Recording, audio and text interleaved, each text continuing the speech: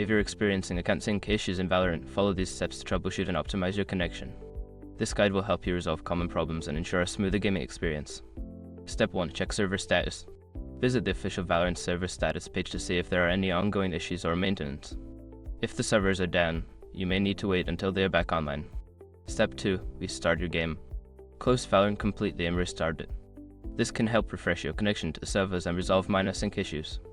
Step 3. Verify your internet connection. Ensure that your internet connection is stable. You can do this by running a speed test or checking other online services.